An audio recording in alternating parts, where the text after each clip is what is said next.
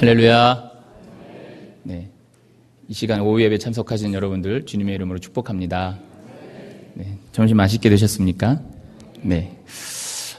오늘 이제 요한복음 17장 말씀을 통해서 사실 요한복음 이 17장은 예수님이 이제 잡히시기 전에 이제 중보기도 성격으로 제자들과 또 많은 사람들에게 그 기도를 통해서 우리에게 거룩함과 또 하나가 되길 원해서 기도하신 내용 중에 한 부분입니다. 근데 이 말씀을 우리가 함께 오늘 곰곰이 생각해 보면서 우리가 진짜 말씀 안에 거하고 살고 있는가? 내가 성도로서 교회도 나오고 내가 하나님의 말씀을 듣는다라고 이야기하지만 그걸로만 끝나서 살고 있진 않은가라는 것을 생각해보고 과연 나는 진짜 말씀을 실천하면서 살고 있는가? 한번 이것을 오늘 한번 곰곰이 한번 생각을 해봤으면 좋겠습니다. 제가 이런 질문 한번 해보겠습니다. 여러분들이 만약에 하나님 부르심이 이제 임박했다 치고 여러분들이 자녀들에게 유언을 남긴다면 어떤 내용을 적고 싶으십니까? 여러분 어떤 내용을 적고 싶으세요? 한 1분 시간 드릴까요? 한 1분 정도 시간 드리면 막 눈물이 확 나올까요? 해놓은 게 너무 없어서? 물론 그런 것도 있지만 아마 이렇게 유언을 적으시는 분들도 있을 것 같아요. 어떤 분들은 이제 경제적인 부분이 많다 보니까 자녀들에게 이 땅은 네 거다. 이 집은 네 거다. 그 다음에 이 사업은 네 거다. 이렇게 해서 쓰시는 분들도 있겠죠? 저희랑은 좀 다르지만 있을 법한 분들도 있으실 것 같습니다. 또 어떤 분들은 이제 앞에서 세상에서 어떻게 살아야 될지 도덕적으로나 윤리적인 것들을 막 이야기할 것 같아요. 어디서는 착하게 살아라. 어디 가서 떠들지 말아라. 우리 집안은 그런 사람 없다. 이런 식으로 이제 집안의 어떤 가풍 같은 거를 도덕적이나 윤리적으로 이야기하실 것 같아요. 또 어떤 분들은 이런 분들이 있을 것 같아요. 믿음에 대한 부분에 대해서 적으실 것 같아요. 우리가 어떻게 살아야 되는지. 우리는 이런 가정이다. 하나님만 섬기는 가정이다. 우리 가정은 이것을 믿고 하나님의 말씀을 믿고 살아가야 된다. 여러분 만약에 적으신다면 어떤 걸 적고 싶으십니까? 1번이요? 소원 대 소원, 우리 삶의 소원은 1번인가요? 어떻게 하면 더 큰 재산을 자녀들한테 물려줄까? 저는 한번 생각을 해봤어요. 저는 이렇게 유언을 남기고 싶습니다. 로마서 12장 10절에서 18절 말씀. 한번 같이 한번 읽어보겠습니다. 시작. 형제를 사랑하여 서로 우애하고 존경하기를 서로 먼저 하며 부지런하여 게으르지 말고 열심을 품고 주를 섬기라. 소망 중에 즐거워하며 환난 중에 참으며 기도에 항상 힘쓰며 성도들의 쓸 것을 공급하며 손대접하기를 힘쓰라. 너희를 박해하는 자를 축복하라. 축복하고 저주하지 말라. 즐거워하는 자들과 함께 즐거워하고 우는 자들과 함께 울라. 서로 마음을 같이하며 높은 데 마음을 두지 말고 도리어 낮은 데 처하며 스스로 지혜 있는 채 하지 말라. 아무에게도 악을 악으로 갚지 말고 모든 사람 앞에서 선한 일을 도모하라. 할 수 있거든 너희로서는 모든 사람과 더불어 화목하라. 아멘.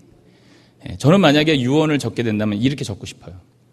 사실은 저희 아내 할머니가 이제 돌아가셨을 때 이제 형제들이 저가 목사라고요.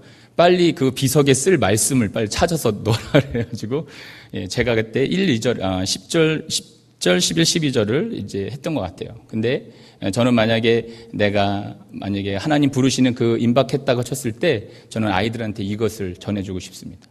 정말 아이들이 이것을 붙들고 오늘 읽었던 방금 로마서 12장 이후에 그 말씀을 보면은 어떻게 보면 정말 세상적으로는 바보 같은 모습일 수도 있어요. 근데 하나님이 원하시는 모습이 이것이 않으실까? 이렇게 우리가 살기를 원하시지 않을까? 여러분들도 한번 곰곰이 한번 생각해 보십시오. 도대체 뭘 우리 자녀들에게 남기고 보여주고 알려줄 수 있을까? 그래서 이런 유언들이 여러분들한테 많이 넘쳐났으면 좋겠습니다. 그래서 오늘 본문은 주님께서 제자들을 향한 아까 중보기도라고 했습니다. 근데 어떻게 보면은 우리에게 유언과도 같은 말씀인 거죠. 마지막 잡히시기 전에 그리고 십자가에 달리기 전에 죽이시기 전에 우리 제자들과 더 나아가서 우리 모든 성도들에게 정말 유언과도 같은 말씀을 우리에게 주셨습니다. 이 성경 오늘 본문 많이 읽으셨지만 본문을 보게 되면 거룩하라고 그러고 서로 너희가 하나 되게 해달라고 기도를 하신다는 겁니다. 서로 하나 되라고. 그래서 우리가 추도 예배를 드리면 부모님이 어떤 것이 가장 기억에 남습니까, 여러분? 여러분들은 부모님이 어떤 기억이 제일 많이 남으십니까? 많은 분들이 여러 가지 생각이 떠오르지만 많은 것은 이제 좋은 기억보다는 진짜 나쁜 기억들이 많이 납니다. 그렇죠? 나쁜 기억들. 근데 항상 우리를 마음을 무겁게 하는 게 뭐냐면 자녀로서 잘해드리지 못한 게 계속 마음을 짓누르는 거예요. 근데 더더욱 떠오르는 게 뭐냐면 부모님이 나한테 하셨던 그 말씀이 이 마음에 새겨진다는 거예요. 그러면 기억나십니까? 혹시라도 부모님이 소천하셨던 분들이 있으면 그 부모님이 나에게 잘해주셨거나 못해주셨거나 혹 매 순간순간마다 나에게 해주셨던 그 말씀이 그 말이 기억이 나시죠? 대답들을 안 하셔서 다시 교육을 시키고 기억이 안 나십니까? 저는 저희 자녀들한테 아까 그 12절 말씀을 통해서 그렇게 기억되는 이제 부모가 되고 싶어요. 사실적으로 말하면 저희가 1대입니다. 1대. 우리 목사님들 1대시지만 우리 어머니랑 같이 교회를 갔기 때문에 어머니 다녔고 저도 다녔고 2대라고 하는데 2대가 아니라 저도 1대입니다. 그래서 제가 이제 신학대학 다닐 때 제일 부러웠던 게 부모님한테 생일날 축복기도 받고 온 아이들이 제일 부러웠습니다. 지금은 어떨까요? 네? 제가 1대고 저 2대 있잖아요. 우리 애들. 할까요? 안 할까요? 네, 부러우시면 여러분들 열심히 하시기 바랍니다. 하죠. 그처럼 이제 살아생전에 부모님이 하신 말씀이 기억에 나는 거예요. 그러니까 우리 애들도 제가 이렇게 얘기한 것들이 기억에 남는다는 거예요. 이렇게 했던 행동들이 기억에 남는다는 겁니다. 그러니까 장례식장에 가보면은 참 재미난 것을 많이 봐요. 장례식장 가면은 그 가족의 분위기가 보여요. 그 가족의 교육이 어떤 교육인지를 어렴풋이 보입니다. 어떤 장례식장 가면은 막 싸웁니다. 막 경찰들이 와요. 막 말려요. 당황스럽죠. 장례식장 갔는데 막 경찰이 와서 말려요. 그 왜 그런가 보면 대부분 다 돈 문제예요. 돈 문제. 그러니까 그 부모님들이 대부분 편애했어요. 재산도 좀 편애했고 뭐 안 아픈 손가락이 어디 있겠습니까마는 편애를 한 거죠. 그러다 보니까 돈 갖고 싸우는 거예요. 돈 갖고 싸우고 그리고 서로 관계가 좋지 못하고 서로 소통이 안 되다 보니까 개인적이에요. 그러다 보니까 장례식장에서 엄청 싸웁니다. 자기들끼리 조용히 가서 뭐 방에서 고성이 오가면 뭐 그런가 보다 하는데 경찰이 와요. 경찰이 막 치고받고 싸우고. 여러분들도 보신 적 있으시죠? 네, 참 안타깝습니다. 자, 그 자녀들이 뭘 보고 배웠을까? 물론 그 자녀들뿐만이 아니라 잘못된 편애적인 사랑이 그렇게 온 건데 제가 아는 장로님이 있어요. 저는 이 장로님 보고 진짜 좀 깜짝 놀랐습니다. 이 장로님이 제가 이제 인천에 있을 때인데 수석 장로님이기도 하시지만 아버님이 소천하셨어요. 우리가 이제 갔습니다. 이제 가셔서 이제 우리가 늘 하는 거 있잖아요. 턱에다가 탁 개는 거. 가서 같이 봤는데 근데 이제 장례를 치르는데 이남 이녀세요. 여기 장로님이 이남 이녀신데 장례식장에서 저희가 이제 밤에 갔어요. 그러니까 가족들이 동그랗게 앉아 있는 거예요. 그 가운데 동그랗게 앉아가지고 얘기를 하는데 막 웃음이 바깥으로 넘어가는 거예요. 장례식장에서 막 웃음이 나오는 집안은 또 이 집안이 처음인 거예요. 그랬더니 이 장로님이 물론 장로님이긴 하시지만 동생들도 다 교회 다니시는데 이남 이녀라고 했잖아요. 그러니까 가족들이 꽤 되잖아요. 동그랗게 앉으니까. 그러니까 아버지가 하셨던 그 말을 그리고 아버지의 좋은 추억들을 꺼내면서 막 박장대소하고 손뼉을 치면서 막 웃는 거예요. 제가 앞에 얘기했던 어떤 집은 어렴풋하게 이 집의 분위기를 아는 거예요. 막 경찰이 와서 말리는 집안이 있고 어느 집은 동그랗게 앉아가지고 아버지가 자기들한테 했던 좋은 추억들 아버지가 말씀해 주셨던 것을 계속 되뇌이면서 서로 막 박장대소하고 막 그때를 회상하면서 막 웃는 거예요. 여러분들 보시기에는 어디가 보기 좋습니까? 박장대소 뒤에가 훨씬 좋죠. 예. 그래서 오늘 그런 어떤 좋은 추억을 가지고 그것을 가지고 이렇게 함께 모여서 이야기를 나누시더라고요.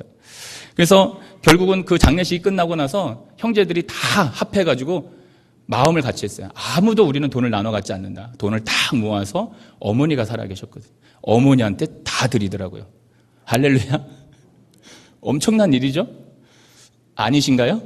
이 엄청난 일이죠. 돈 나눠 갖기가 지금 막 급해 죽겠는데, 그죠? 너는 조금 손님 왔으니까 넌 조금 덜 가져가라. 이렇게 했던 난리 나죠?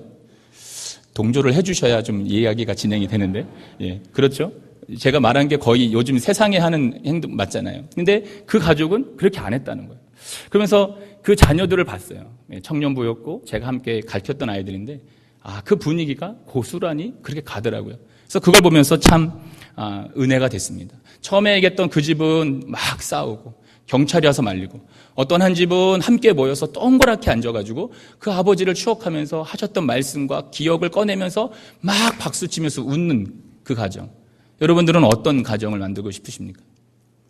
저는 두 번째, 그 동그랗게 앉아서 함께 박장대소하고 웃었던 그 가정처럼 만들고 싶습니다. 여러분들도 그런 가정을 만드시길 바랍니다. 자, 그래서 그럼 왜 예수님께서 이렇게 기도하셨을까? 왜 너희가 서로 하나 되라고 기도하셨을까? 보면은 복음서 여러 군데 보면은 이 제자들이 예수님을 이제 쫓아다니고 예수님 앞에 팔로우하면서 따라다니면서 배운 게 너무나 많은데도 불구하고 그들의 삶이 그렇지 못했다는 것을 우리가 볼 수가 있습니다. 그 마태복음 18장 1절 이제 그부터 보면은 우리 한번 말씀을 한번 읽어보겠습니다. 시작. 그때에 제자들이 예수께 나와 이르되 천국에서 누가 크니까? 그다음에 마가복음 9장 33절 34절 시작. 가버나움에 이르러 집에 가실새 제자들에게 물으시되 너희가 길에서 서로 토론한 것이 무엇이냐 하신대 그들이 잠잠하니 이는 길에서 서로 누가 크냐 하고 쟁론하였습니다. 자, 마가복음 10장 37절 말씀 보면 시작. 여짜오되 주의 영광 중에 우리를 하나는 주의 우편에 하나는 좌편에 앉게 하여 주옵소서. 41절. 열 제자가 듣고 야고보와 요한에 대하여 화를 내거늘. 누가복음 9장 46절 보면 제자 중에서 누가 크냐 하는 변론이 일어나니. 그러니까 예수님께서는 오늘 이제 이 기도를 보게 되면 서로 왜 하나가 되라고 하는지를 알 수가 있을 것 같아요. 이 제자들이 예수님을 정말로 잘 쫓아다녔습니다. 그리고 많은 것을 배웠습니다. 그럼에도 불구하고 성경 곳곳에서 누가 크냐, 네가 우편이냐 내가 우편이나 막 쟁론하고 싸운 거예요. 그러니까 싸우다 보니까 중요한 것은 이 제자들이 예수님이 그렇게 말씀하시는 본 뜻을 이해하지 못하는 거예요. 참 그렇죠. 예수님이 어떻게 너희들을 가르치고 어떻게 인도하고 이런 것들을 깨달지 못하는 거예요. 그러다 보니까 이 제자들은 따라다니긴 하는데 딴짓하는 겁니다. 딴소리하고 누가 더 크냐, 누가 우편이냐, 누가 좌편이냐 이게 쟁론하고 심지어는 야고보와 요한이 그렇게 얘기했을 때는 막 10명의 제자가 막 속에서 화가 확 올라오는 거예요. 저것들이 나도 지금 우편이 아닌데 이러면서 막 싸운 겁니다. 심지어 사도행전 1장 6절은 우리가 더 큰 사건이죠. 예수님 이제 승천하시는데 그 제자들이 예수님한테 뭐라고 질문합니까? 사도행전 1장 6절 보면 그들이 모였을 때에 예수께 여쭈어 이르되 주께서 이스라엘 나라를 회복하심이 이때이니까. 아직도 정신을 못 차린 것 같아요. 정신 못 차리고 언제입니까? 이 나라를 회복하는 게 언제입니까? 그 우편은 도대체 누굽니까? 접니까? 야곱입니까? 저입니까? 이런 식으로 막 쟁론하고 싸웠다는 거예요. 성경에서 많은 부분에서 이 얘기가 나오지 않지만 이 뉘앙스를 보게 되면 진짜 안 보이는 데서는 치고받고 싸웠을 수 있겠다. 그렇죠? 성경에 이 정도로 화가 치밀었으면 치고받고 싸우지 않았을까? 그렇게까지는 아니겠죠. 제자들인데. 예, 저도 믿습니다. 그렇게 치고받고 싸우지 않고 쟁론만 했으리라고 저도 믿습니다. 그런데 서로 불신하게 만든다니까요. 화를 내는 모습들이 이 성경에서 있었습니다. 그래서 많은 부분에서 이런 부분들이 있었기에 예수님께서 이 제자들에게 더 나아가서는 우리들에게 너희가 서로 하나 되라. 너희가 서로 하나 되라. 이렇게 말씀하시는 거예요. 자, 우리가 오늘 본문 17장 11절 보면 17장 11절을 보게 되면 한번 읽어보겠습니다. 시작. 나는 세상에 더 있지 아니하오나 그들은 세상에 있사옵고 나는 아버지께로 가옵나니 거룩하신 아버지여 내게 주신 아버지의 이름으로 그들을 보존하사 우리와 같이 그들도 하나가 되게 하옵소서. 자, 21절 말씀을 보면요. 아버지여 아버지께서 내 안에 내가 아버지 안에 있는 것 같이 그들도 다 하나가 되어 우리 안에 있게 하사 세상으로 아버지께서 나를 보내신 것을 믿게 하옵소서. 23절 보면 곧 내가 그들 안에 있고 아버지께서 내 안에 계시어 그들로 온전함을 이루어 하나가 되게 하려 함은 아버지께서 나를 보내신 것과 또 나를 사랑하신 같이 그들도 사랑하신 것을 세상으로 알게 하려 함이로소이다 라고 말하고 있는 거예요. 자, 여기서 이제 잘라서 얘기하면 11절에 보면 우리와 같이 그들도 하나가 되게 하옵소서. 그리고 21절에 보면은 그들도 다 하나가 되어 우리 안에 있게 하사. 23절에 보면 그들로 온전함을 이루어 하나가 되게 하려 함이다 라고 말씀하고 있습니다. 그러니까 여기서 보시면 하나님께서 원하시는 게 뭐냐?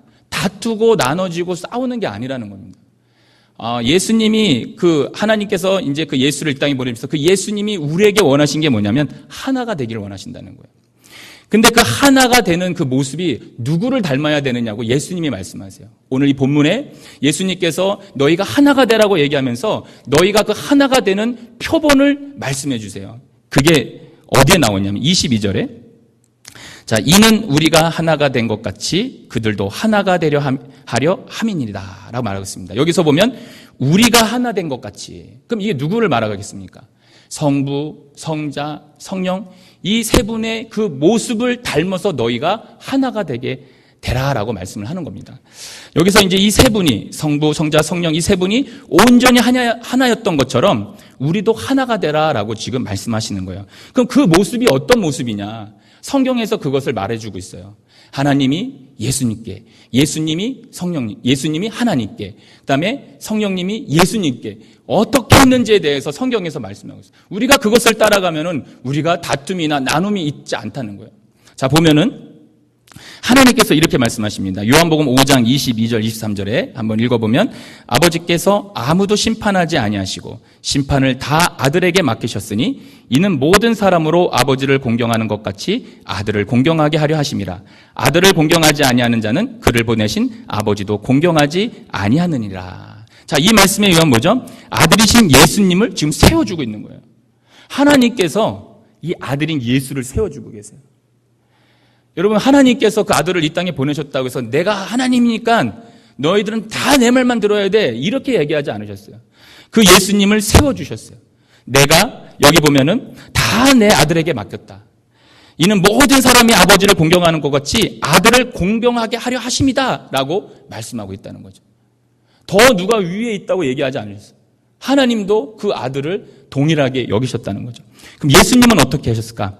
자, 빌립보서 2장 5절 8절을 읽어보면 시작. 너희 안에 이 마음을 품으라.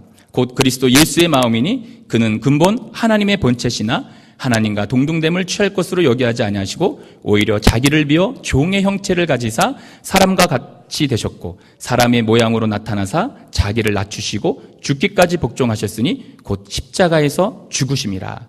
자, 여기 말씀해 보면 자기를 비워 종의 형체같이 하나님과 동등됨을 취하지 아니하시고 성부, 성자, 성령이 하나라고 하시는데도 불구하고 예수님이 이 땅에 오셔가지고 자기가 하나님과 동등됨을 취하지 않으셔. 하나님을 높이는 그 예수님의 모습을 보면서 그 예수님께서 정말로 겸손의 모습을 우리에게 보여주셨다는 거죠. 그럼 성령님은 어땠을까요? 성령님은 요한복음 16장 13, 14절에서 이렇게 말씀하십니다. 그러나 진리의 성령이 오시면 그가 너희를 모든 진리 가운데로 인도하시리니 그가 스스로 말하지 않고 오직 들은 것을 말하며 장래일을 너희에게 알리시리라. 그가 내 영광을 나타내리니 내 것을 가지고 너희에게 알리시겠습니다. 그러니까 여기 요한복음 16장 13, 14절에도 자기 영광이 아니고 예수님의 영광이다라고 성령님이 얘기하는 거예요. 그럼 성부, 성자, 성령이 지금 어떻게 하고 있습니까? 어떤 모습을 보여주고 계세요? 막 다투십니까? 이 영광은 내 거야. 예수님은 나는 지금 여기 있다가 갔으니까 이거는 내가 하는 겁니다. 성령이 아니야, 두 분은 다 없으니까 내가 한 겁니다. 서로 싸우십니까? 성부, 성자, 성령이 어떻게 하셨냐면 서로 존중하고 연합하고 사랑하십니다. 이게 오늘 예수님께서 오늘 이 본문을 통해서 너희가 서로 사랑해라 라고 했을 때 누구를 닮아야 되느냐? 성부, 성자, 성령을 너희가 닮아야 된다고 얘기하시는 거예요. 근데 우리는 왜 잘 안 될까요? 성부, 성자, 성령은 그게 그렇게 잘 되시는데 연합도 잘 되시고 교제도 잘 되시고 친교도 잘 되시고 서로 사랑하시고 서로 위하시고 서로 높여주시고 끌어주시고 땡겨주시고 모든 것을 다 하는데 왜 우리는 안 될까요? 여러분, 왜 안 되겠습니까? 저는 이것을 좀 영적으로 생각을 해봤어요. 요한복음 13장 2절에 보게 되면 우리가 가룟 유다에 대해서 나옵니다. 가룟 유다에 대해서 뭐라고 말하냐면 마귀가 벌써 시몬의 아들 가룟 유다의 마음에 예수를 팔려는 생각을 넣었더라 라고 말하고 있습니다. 우리가 이제 이 가룟 유다가 누굽니까? 12제자 중에 한 명이죠. 12제자에 뽑힐 만큼 되면 얼마나 은혜가 충만했겠습니까? 그 예수님이 콜링했을 때도 왔던 이 제자가 어떤 모습을 보입니까? 예수님을 팔려는 생각이 그에게 들어갔다는 겁니다. 여러분, 사탄은 우리가 하나 되지 못하게 막는 거예요. 그래서 어떻게 공격하냐면은 서로 분열하게 만듭니다. 그리고 생각을 삐뚤게 만드는 거예요. 이게 무슨 말이냐면 결국 사람은 생각이 다 다를 수 있어요. 그런데 사탄은 다르다라고 생각하게 하지 않고 너는 틀렸어라고 얘기한다는 거예요. 이해가 되십니까? 그런데 우리가 그런 상황 가운데에서 저 사람은 틀렸어라고 얘기할 때 이것을 영적으로 생각한다면은 다른 거지라고 우리가 그 사람을 받아줄 수 있어야 되는데 그게 잘 안 된다는 거예요. 그게 사탄의 계략이라는 거예요. 마귀가 우리를 넘어뜨리고 분열시키고 우리가 하나 되지 못하게 서로 용납하지 못하게 만드는 이 사건 속에서 우리가 그냥 이것은 우리의 그냥 현상이야. 우리가 지금 살아가는 이 세상이야. 이렇게 생각한다면 우리는 너무나 연약한 존재입니다. 그러니까 우리가 이걸 영적으로 좀 생각해 보면은 사탄이 나를 조종하는구나.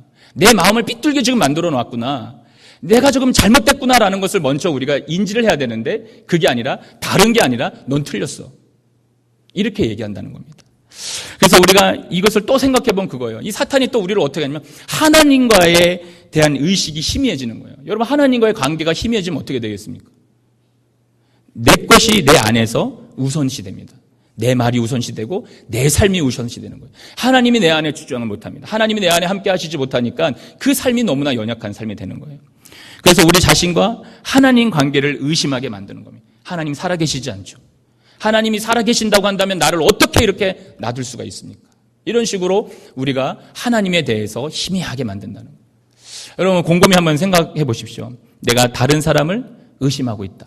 다른 사람들을 삐뚤게 보고 있다. 다른 사람들에게 다름이 아니라 틀렸다라고 보고 있다면 지금 내가 영적으로 굉장히 많이 연약해져 있다는 것을 깨달아야 됩니다. 하나님은 저와 다른 영혼들에게 그렇게 만들지 않으셨어요. 다른 겁니다. 하나님도 저 사람을 엄청나게 아름답게 창조하신 하나님의 귀한 자녀라는 거죠. 그렇다면은 사단이 그 가운데에서 우리를 나눠놓는다는 거, 분리시켜놓고 나눠놓을 때에 우리가 그 생각을 해야 돼. 사탄이 지금 나에게 삐뚤어진 생각을 넣고 있구나. 사탄이 지금 내 안에 다름이 아니라 틀렸다고 하는 것을 내 안에 넣고 있구나. 이렇게 우리가 영적으로 생각하지 않으면 우리는 사탄의 모습이 됩니다. 근데 우리가 여기서 보는 거죠. 어떤 부모가 장례식장에서 형제자매가 싸우기를 바라겠습니까? 그렇죠. 어떤 부모가 자기 장례식장에서 형제자매가 싸우고 있다는 것을 얼마나 인간적으로 보면 어떻게 죽겠습니까? 여러분 형제자매가 막 내 장례식장에서 싸우고 있는데 여러분들 죽으실 수 있겠어요? 약을 더 많이 먹어서라도 살아야 되지 않겠습니까? 그렇죠? 내가 니들은 하나를 만들어 놓고서라도 내가 살아야 되겠다고 더 건강해야 되지 않겠습니까? 사도 바울이 고린도 교회를 보면서 정말로 아비의 마음으로 이야기한 그 본문 말씀이 있습니다. 고린도전서 1장 10절에 보면 형제들아 내가 우리 주 예수 그리스도의 이름으로 너희를 권하노니 모두가 같은 말을 하고 너희 가운데 분쟁이 없이 같은 마음과 같은 뜻으로 온전히 합하라 라고 말씀하고 있습니다. 사도 바울이 보니까 너무나 마음이 아픈 거예요. 이 고린도 교회가 자기가 목회했던 교회고 정말 하나님의 은혜 가운데 개척한 이 교회가 사분오열이 되고 있는데 너무나 마음이 아프니까 아비의 마음으로 선포하는 겁니다. 너희가 같은 말을 하고 같은 뜻을 가지고 온전히 합해라. 그렇게 사도 바울이 권면하는 겁니다. 고린도 교회가 합해졌으면 얼마나 좋겠어요. 얼마나 많은 분쟁들이 있었습니까? 얼마나 당파를 많이 만들었습니까? 심지어 여러 가지를 가지고도 싸우고 그 여러 가지들 가운데에서 놀라운 일들, 심지어는 사도 바울까지도 사도권에 대해서 부정하는 그런 일들이 그 안에서 벌어졌다는 거죠. 그래서 생각해 보는 겁니다. 그럼 우리가 이걸 어떻게 이길 수 있느냐? 내 이성적으로 이길 수 있느냐? 내가 신앙생활을 오래 한다고 해서 이길 수 있느냐? 우리가 예수님으로부터 이것을 배울 수가 있죠. 예수님이 어떻게 하셨을까 그러면 이 사탄의 유혹으로부터 어떻게 이기셨을까? 우리가 마태복음 4장 4절에 보면 예수님이 그 시험 가운데에 이렇게 말씀합니다. 예수께서 대답하여 이르시되 기록되었으되 사람이 떡으로만 살 것이 아니요 하나님의 입으로부터 나오는 모든 말씀으로 살 것이니라. 아멘. 여러분 예수님도 말씀으로 이기셨습니다. 그러니까 우리가 말씀의 그 진리 가운데 거하면 진리가 우리 안에 있으면 여러분 우리가 그 다른 사람을 틀리다라고 보지 않는 겁니다. 그 다른 사람들이 다르다는 거지 삐뚤어진 생각으로 그 시선으로 보지 않습니다. 예수님은 우리에게 뭐라고 말씀하셨냐면 서로 하나가 되라고 말씀합니다. 너희가 성부, 성자, 성령 나처럼 너희가 나를 보는 것처럼 하나가 되라라고 말씀을 하고 있다는 겁니다. 그럼 예수님께서 왜 그렇게 말씀하셨을까? 왜 너희가 그렇게 하나가 되라고 말씀하셨을까? 그것이 21절에 그 목적이 나옵니다. 21절을 우리가 한번 읽어보겠습니다. 시작. 아버지여, 아버지께서 내 안에, 내가 아버지 안에 있는 것 같이 그들도 다 하나가 되어 우리 안에 있게 하사 세상으로 아버지께서 나를 보내신 것을 믿게 하옵소서. 여기 보면은 예수님께서 왜 그렇게 기도하고 너희가 하나가 되라는 그 목적이 여기 안에 있습니다. 뭐냐면 하나가 되신 그 목적이 뭐냐? 세상으로 아버지께서 나를 보내신 것을 믿도록 하기 위해서다라는 겁니다. 결국 뭐예요? 예수님이 여기 오셨습니다. 그러니까 그 제자들을 보면서 세상 사람들이 그 제자를 보면서 하나님, 예수님을 믿게끔 하겠다는 겁니다. 그게 예수님이 우리 보고 너희가 서로 하나가 돼야 된다는 그 목적을 우리에게 알려주신 거예요. 자, 그래서 요한복음 13장 34절 35절로 큰 목소리로 한번 읽어보겠습니다. 시작. 새 계명을 너희에게 주노니 서로 사랑하라. 내가 너희를 사랑한 것 같이 너희도 서로 사랑하라. 너희가 서로 사랑하면 이로써 모든 사람이 너희가 내 제자인 줄 알리라. 아멘. 여기에 그 말씀이 있는 거예요. 너희가 서로 사랑하면 너희가 내 제자인 줄 알리라. 결국 예수님은 이 땅에 오셨는데 그 제자들을 통해서 많은 사람들이 그 제자들이 서로 사랑하는 걸 보고 예수님을 믿는다는 거예요. 더 나아가서 하나님을 믿는다는 겁니다. 근데 우리가 이 말씀을 보면 굉장히 찔려요. 왜 찔립니까? 우리 서로 사랑 안 하기 때문에 그렇지. 서로 사랑하지 않으니까 이 말씀이 굉장히 찔립니다. 여러분, 서로 사랑하지 않는데 우리가 어떻게 주님의 제자가 되겠습니까? 말씀을 벗어나 살고 있는데 우리가 어떻게 주님의 제자라고 말할 수가 있겠습니까? 여러분, 가정에서도 마찬가지입니다. 부부가 싸움하는데 자녀들 보고 너희 우리들 같이 닮어 라고 얘기할 수 있습니까? 부부가 맨날 싸우면서 자녀들 보고 너희가 우리같이 살아 라고 얘기할 수가 있겠습니까? 그것을 보고 있는 이웃이 뭐라고 말하겠습니다. 저 집은 맨날 싸운다. 근데 그 사람이 교회 다닌다고 생각을 해보십시오. 누가 교회에 나오겠습니까? 누가 하나님 앞에 나와서 제자의 모습을 그들이 담아가겠습니까? 하물며 공동체도 마찬가지다. 공동체 안에서 어떤 사람들이 우리를 주님의 제자라고 말하겠습니까? 서로 사랑할 때 주님의 제자라고 말하는 겁니다. 사랑하지 않는데 어떻게 주님의 제자라고 하겠습니까? 어떤 사람들이 이 공동체 안에 오겠습니까? 서로 사랑하지 않는데. 오늘 이것이 우리가 만드는 말이 아니라 예수님께서 성부, 성자, 성령께서 하나가 되신 그것을 제자들에게 마지막으로 말씀하시면서 너희가 하나가 되라고 지금 말씀을 하고 있다는 거죠. 그 하나가 되신 것, 그 성부, 성자가 하나가 되신 것을 우리가 닮아갈 때에 세상 사람들이 우리를 보고 저 사람들은 주님의 제자구나. 우리 밀양상교교회가 밀양에서 정말 주님의 제자의 교회구나. 이렇게 보는 겁니다. 많은 사람들이 이곳으로 몰려오는 거죠. 근데 우리가 말씀을 지키지 않고 서로 사랑하지 않으면 어떻게 우리가 그 말씀에 순종하면서 살아가겠습니까? 여러분, 고린도전서 12장 26절 말씀 보면은 만일 한 지체가 고통을 받으면 모든 지체가 함께 고통을 받고 한 지체가 영광을 얻으면 모든 지체가 함께 즐거워하느니라. 주님께서는 뭐라고 말씀하시냐면 한 명이라도 함께 할 때에, 함께 사랑하고 함께 갈 때에 그 영광이 나타난다고 했습니다. 여러분, 옆에 있는 분들 한번 보십시오. 여러분, 진짜 사랑하십니까?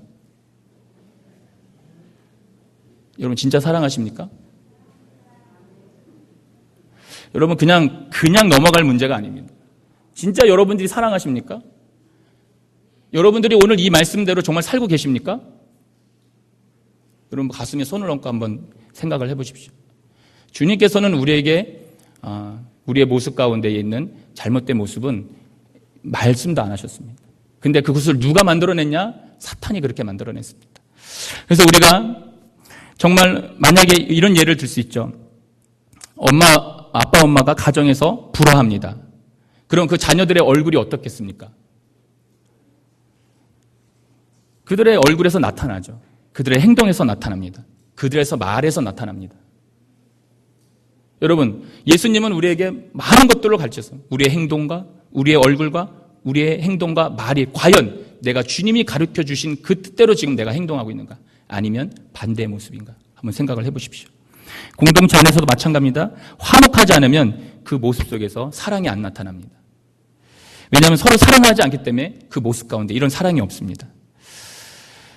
오늘 예수님께서 우리에게 말씀하시는 게 그겁니다. 너희가 아무리 구제하고 봉사하고 너희가 내 제자라고 이름으로 나왔지만 서로 사랑하지 않으면 그건 헛것이다 라고 말씀하시는 겁니다.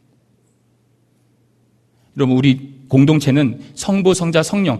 우리가 정말 사랑하고 사랑하는 그 예수님, 성령님, 하나님이 함께 연합하시고 교제하시고 그 모든 것을 우리에게 보여주신 대로 우리가 따라갈 때에 우리가 이 세상 가운데서 그 영광을 나타낼 수가 있는 겁니다.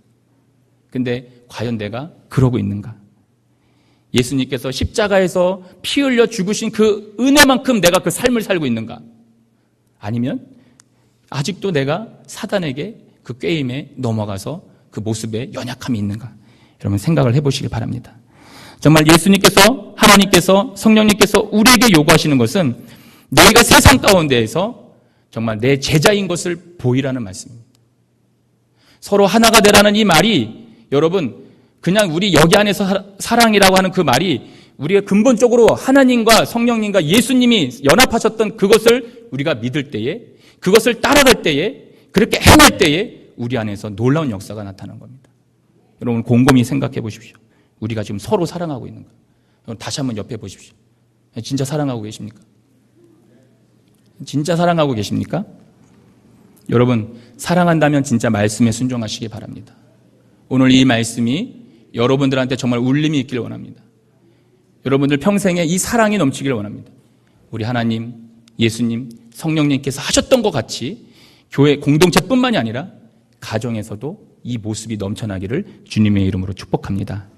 우리 마지막으로 요한복음 13장 34절 35절 한번 큰 목소리로 한번 읽어보겠습니다. 시작. 새 계명을 너희에게 주노니 서로 사랑하라. 내가 너희를 사랑한 것 같이 너희도 서로 사랑하라. 너희가 서로 사랑하면 이로써 모든 사람이 너희가 내 제자인 줄 알리라. 아멘.